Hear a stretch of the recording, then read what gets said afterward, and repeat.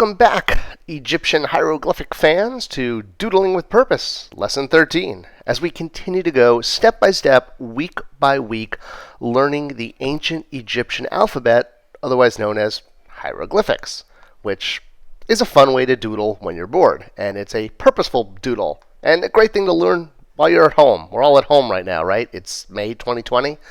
Now, for those of you who follow my channel, you probably know I mostly talk about things like pop culture and action figures and comic books because, well, I worked in the toy industry for over 20 years and had a huge passion, especially for doing adult collector action figures. And yes, that's mostly what this channel is about.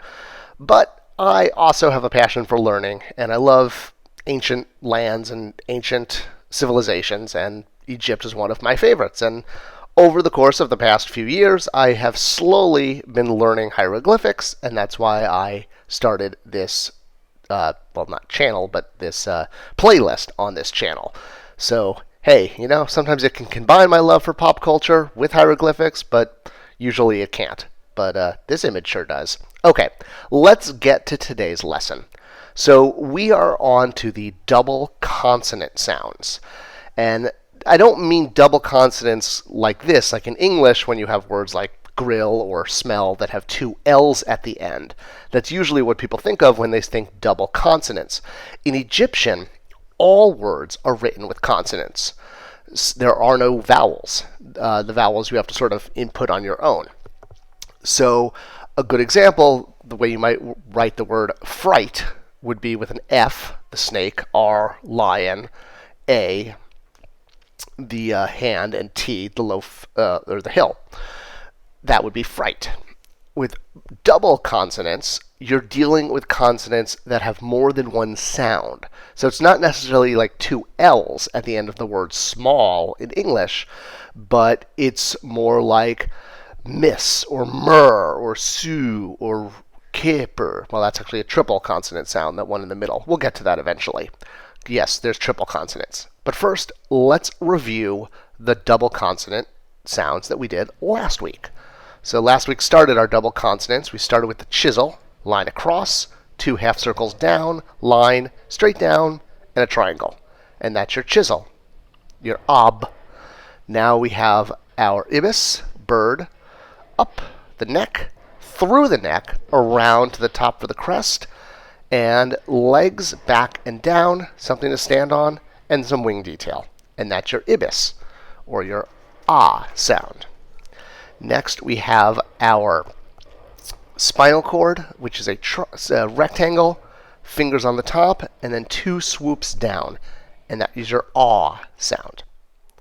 All right, so today we're going to start our three double consonant sounds with the wooden column. This is an example of an Egyptian wooden column. Almost all of the glyphs are based on things in Egyptian life and things that were common in their culture. So now this is an ah sound. Actually, it is a double ah. Now, I know it sounds like two A's, but the A wasn't really a vowel. I know. It is with us, but just go with me on this one. All right, it's drawn with a teardrop down, and then you're going to do a diamond on top with two diagonal lines and two diagonal lines connecting. So again, teardrop down, diagonal line up and up, connect and connect. And that's your wooden column. One more time, teardrop down, angles, and connect. Now this one can also be drawn horizontally, so you should practice both. I did a terrible job there, but it's the same way. All right, so next up we have our needle and thread. Needles and threads, again, very, very common in ancient Egypt, used for all sorts of things from archery to basket weaving to everyday tools. I mean, just like we have needles and threads in modern culture, Egypt thrived on this. So your needle and thread is going to kind of look like this here, and it makes an aj sound, A-J. So those are your, again, A, don't think of A as a vowel. It was a consonant in ancient Egyptian. It's the best way to think about it. All right, so you're going to do a hill up, and then basically a hill down. But when you do down, you're going to connect through the middle. So hill up and across, and then the same shape in reverse coming through the middle. So you leave a little space there. Hill up and hill down, or dip. And there you go. And that's your aj.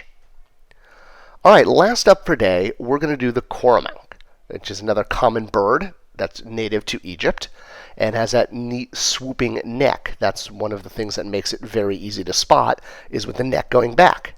This makes the ah-k sound, like an A and a K. Ah-k, which is the cormorant bird. And again, easily recognizable based on the swoop neck. So first we start with a sky bird, then swoop up, connect.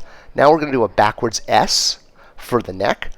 Give it a little head, give it a beak, then down with the legs, give something to stand on, and then we'll do a little wing detail. And that is your cormorant. Ak. One more time. Sky bird, up and around, backwards S for the neck. You're going to do a circle for the head and a beak, diagonal down and straight down for the two legs, and some wing detail. One more time. Sky bird, and then around for the body, backwards S for the neck, head, beak, angle down, straight down, something to stand on, wing detail. Oh, and you can give it an eye, of course. Let me give all of them an eye. There we go. So there's a lot of birds. I get it. There are a lot of birds in ancient Egyptian writing.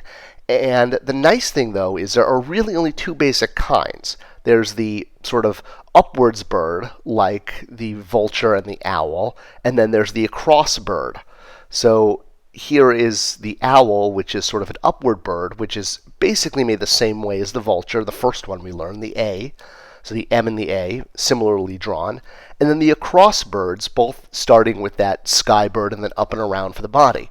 Now, obviously there's a lot of small differences, but if you know those basic shapes, you'll be able to modify them based on the neck and the head for all of the different birds.